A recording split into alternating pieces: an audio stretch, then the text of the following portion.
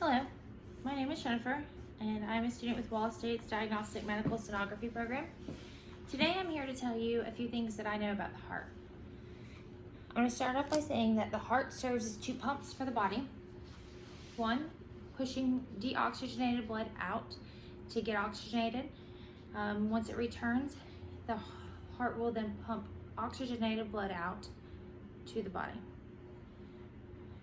Let's talk about how blood flows through the heart. It'll enter the heart through the inferior and the superior vena cava into the right atrium. From the right atrium, it will flow through the tricuspid valve into the right ventricle. From the right ventricle, out through the pulmonic valve into the pulmonic trunk, which will bifurcate into a right and left pulmonic artery.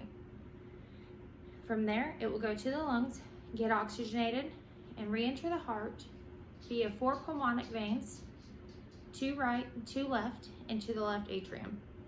From the left atrium, it'll flow through the mitral valve into the left ventricle, out the aortic valve, into the aorta, into the body. Now, while that's going on, there is also this. This is known as a ECG or an electrocardiogram.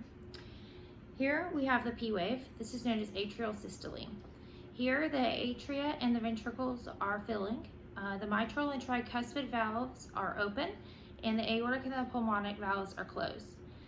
This P wave is actually the atrial kick, where the ventricles will contract one last time, the atria will contract one last time to push blood into the ventricles.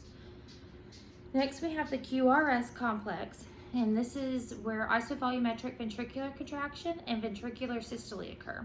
The aortic and the pulmonic valves are open, pushing blood out, and the mitral and tricuspid valves snap shut. This is the first heart sound that you hear, called lub. Lastly, we have the T wave, and during this is the ventricular diastole. The heart relaxes as the blood exits. The pulmonic valve and the aortic valve snap shut, and this snapping shut is the second heart sound you hear, which is called dub.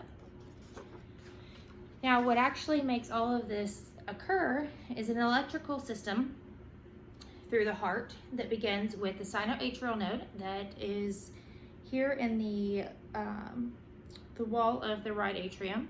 The sinoatrial node is also known as the pacemaker of the heart. It will send an electrical pulse to the atrioventricular node over here in the intra-atrial septum of the right atrium. From there, the electrical system of the bundle of His is activated, and that is located within the intra-atrial septum and the intraventricular septum. It flows down, branches into the left bundle branch and into the right bundle branch, which then splits into the anterior and posterior portion, and then into Purkinje fibers, which encompasses the myocardium or the heart muscle. All of this together is what helps our heart work, or describes how our heart works. I hope that you've learned a little something today, and thank you for joining me.